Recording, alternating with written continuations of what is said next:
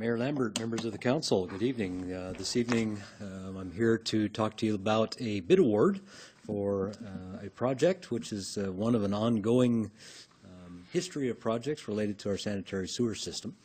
To give you a little bit of a background on this project and how it fits in, this map is pretty small scale, so it's going to be a little hard to make out much, but bear with me for just a moment.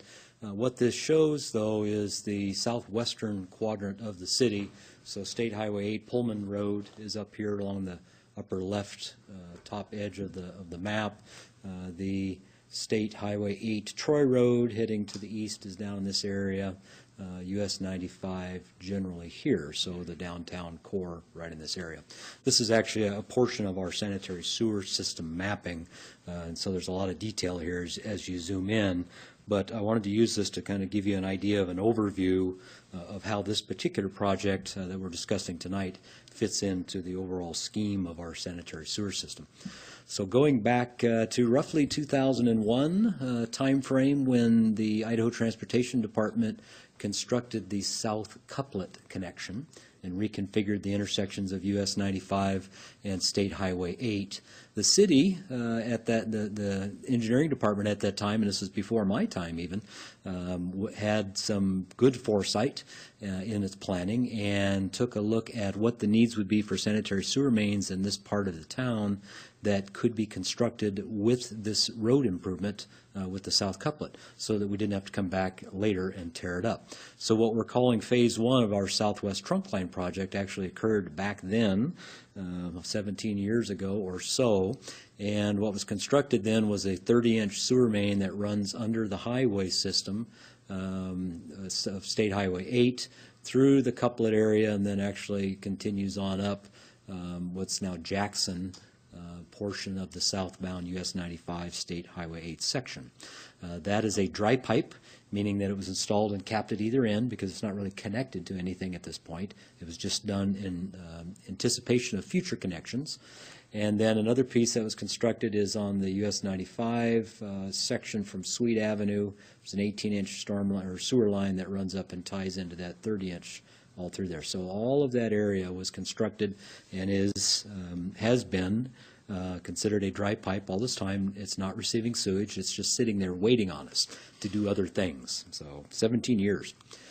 After that, in 2010, this is after I came here, the city started actually tackling the rest of the sewer projects on the southwest part of town.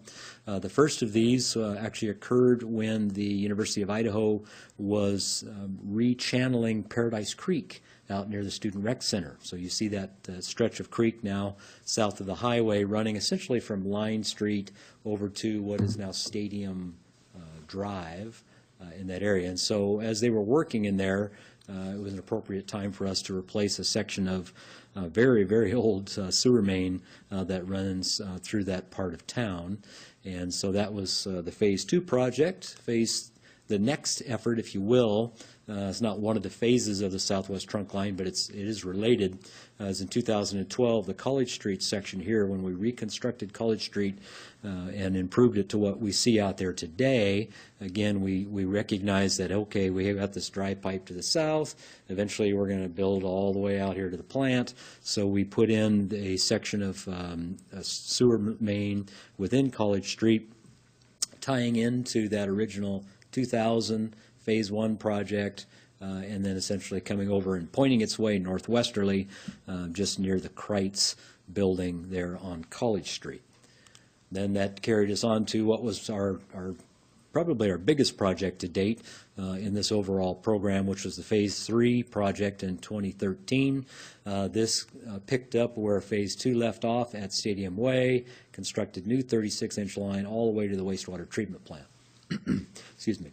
This particular portion of line, which crosses over the Guywicks Field area and on down to the plant, was constructed in 1918. Jeez. So it's a line that had been around a while. And the interesting thing was when that line was constructed in 1918, it was an extension of the existing system. At that point, up till 1918, we had a series of ponds here where we discharged all waste from the city into these ponds before it went to the creek.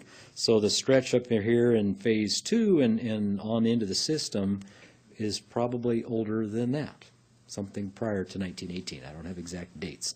So it's an older system, and it is a system that historically was a 24-inch, and we're upgrading it to 36 as we go through these projects. So the next Phase 4 happened last summer.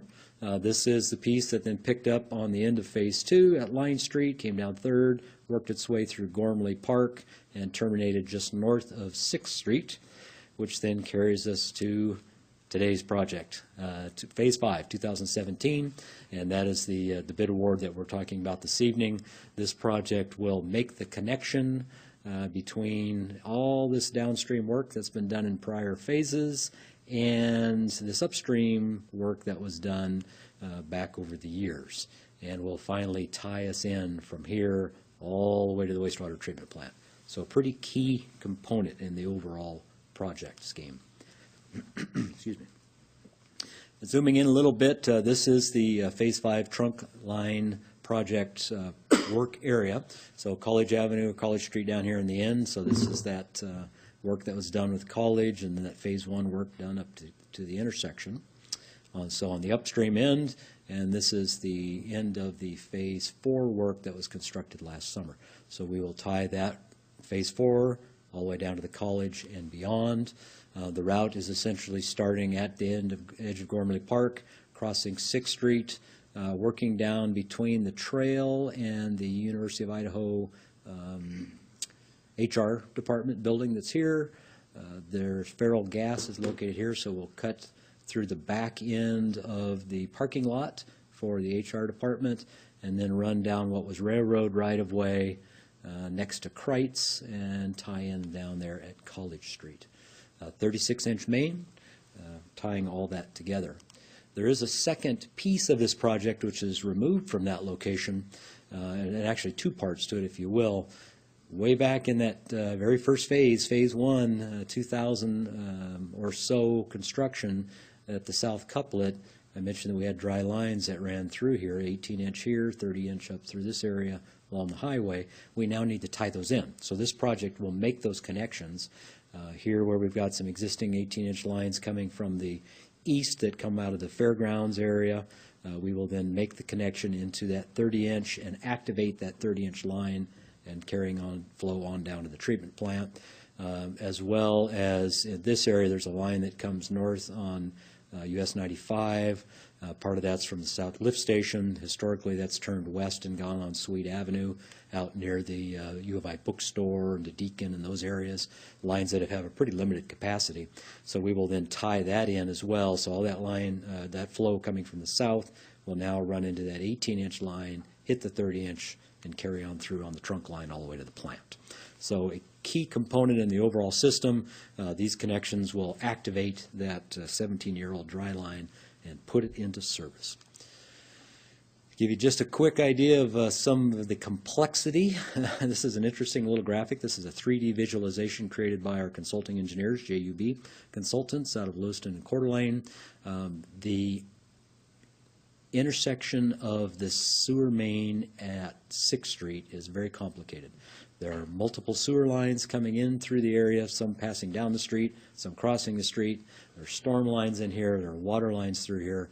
So this is they had to actually create a 3D rendering of all the elevations and horizontal locations of all the pipe network within the street so we could be sure everything would fit.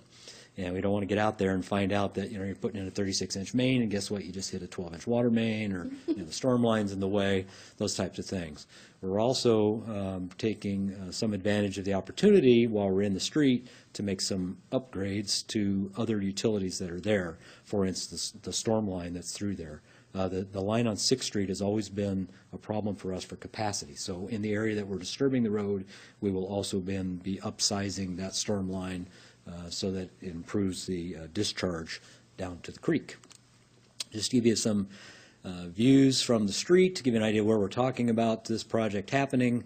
This is on 6th Street looking into the ball fields there at Gormley Park. So the Phase 4 project last summer came down through this area and terminated roughly out here in the grass. We will pick up there and then bring it on into the streets.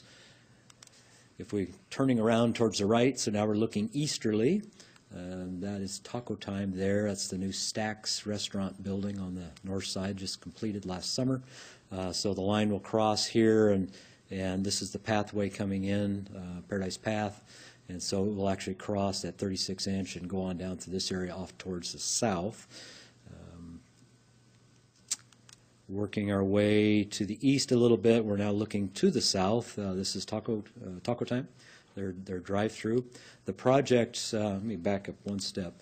In the road work, we're going to be starting here at the end of the bridge and continuing easterly, and then terminating here west of the railroad, east of the railroad tracks, just shy of the Taco Time entrance. Within that section, so from the Taco Time driveway to the bridge over Paradise Creek, we're going to be essentially reconstructing the entire roadway section. All new base, all new paving sections, taking out the railroad track crossings that are remnants from the railroad when they were here, replacing a lot of the curbing, particularly on the south side, sidewalk improvements, things of that nature. This is looking to the north in that same area, so again, we'll terminate here in front of the Stacks building, take out the railroad track crossing, pivoting around a little bit. This depressed curb section will go away, and there will be a new driveway approach that will be installed here. It's something that we've had a lot of assistance from community development on, coordinating between the Stacks developer and the owner of a lot of that property behind Patty's Kitchen, who's looking to develop into the future. This will become a shared driveway access into their respective properties on the north side of 6th Street. So that'll clean up that area as well. On the south side, now we're looking west back towards the bridge. All new sidewalk. Will be widening the sidewalk here to a 10-foot sidewalk section in keeping with our desire to improve this high-use pedestrian corridor from the campus on into downtown, installing some street trees through here, plus more of the LED vintage-style luminaires that will be going all the way through this corridor. So a lot of improvements associated with the road surface, the sidewalks, the lighting, the street trees, and the utilities underground, all happening with this project. Should mention that for folks that might have an interest here, this roadway will be closed during this construction. And it's scheduled to start up right after U of I finishes the session, so mid-May. And it is scheduled to have this section of road reopened prior to the students returning in mid-August. There are some clauses within the contract that specify those dates for this road being reopened. The sewer work to the south may continue beyond that, but we've got to get this roadway reopened before the students for Rush start coming back into town. So lots happening there. It's going to be very busy. A lot of reconstruction of what's a pretty poor condition roadway through this area. Just more shots looking kind of to the south. That's the HR building at U of I. As you continue south from 6th Street on down, this is a pathway heading towards College. So our sewer line route will continue south here between the pathway system and the HR building. We will be taking out sections of the pathway as we go, just due to the size of the trenching that's involved. That will be reconstructed when we are done with the utility. And then once we get south into the parking lot, we head easterly. So now we're looking north. There's Taco Time. This is the Feral Gas. We'll be cutting across the back of the HR building here and then coming on south alongside Kreitz and tying in to that manhole right there at College Street. So a lot of information in a short time frame. But just to give you an idea of how it all fits into the picture, this is, like I say, a pretty major project for us, one that we've been working towards for a lot of years, and we're glad to see it reaching this stage. Put the project out to bid about a month or so back, and we did receive submittals from 4 contractors. Of those, 2 of them were deemed responsive. 2 of them did not have all of the documents submitted that they were required to. As it turned out, we were fortunate those were the 2 higher bids, so that didn't hurt us in any way. The low bid in this case was from Titan Technologies out of Boise, Idaho. Titan did Phase 4 last summer, and they did good work for us, so we're very happy with seeing them again and looking forward to another good project. So what's before you this evening then is a request to consider the bids and accept the bid from Titan Technologies, award the contract to them, and authorize staff approval for the construction change orders in an amount not to exceed 10% of the contract.